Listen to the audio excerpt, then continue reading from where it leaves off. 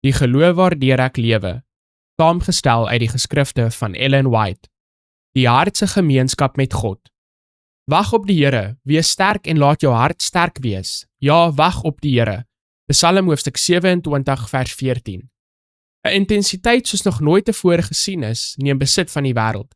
In vermaak, in geld maak, in die stryd om mag, in die stryd om bestaan, is daar 'n verskriklike krag wat liggaam, gees en siel in beslag neem. Te midde van hierdie waarsinnige stormloop spreek God. Hy beveel ons om uit te kom en met hom gemeenskap te hê. Laat staan en weet dat ek God is. Psalm hoofstuk 46 vers 10. Baie, selfs in hul tye van toewyding, ontvang nie die seën van ware gemeenskap met God nie. Hulle is te haastig. Met haastige tree druk hulle deur die sirkel van Christus se liefdevolle teenwoordigheid en staan miskien 'n oomblik stil binne die heilige gebied, maar wag nie vir raad nie. Hulle het geen tyd om by die goddelike leermeester te bly nie. Met hul laste keer hulle terug na hul werk.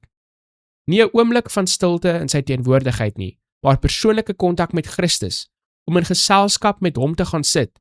Dit is ons behoefte. Ons mag ons klein sorge en verwarring sowel as ons groter probleme na hom bring. Wat ook al opduik om ons te ontstel of om te krap, ons moet dit in gebed na die Here bring. Kalm, maar vurig moet die siel na God uitreik, en soet en blywend sal die invloed wees wat uitstraal van hom wat in die geheim sien, wie se oor oop is vir die gebed wat uit die hart opkom. Hy wat in eenvoudige geloof gemeenskap met God hou, sal goddelike ligstrale vir homself versamel om hom te versterk en te ondersteun in die konflik met Satan. As ons die Here altyd voor ons hou en ons harte toelaat om in danksegging en lof aan hom uit te gaan, sal ons 'n voortdurende varsheid in ons godsdienstige lewe hê. Ons gebede sal die vorm aanneem van 'n gesprek met God soos ons met 'n vriend sou praat. Hy sal sy geheimenisse persoonlik aan ons vertel. Dikwels sal daar 'n soete, vreugdevolle gevoel van die teenwoordigheid van Jesus na ons toe kom. Gebed keer die aanvalle van Satan af.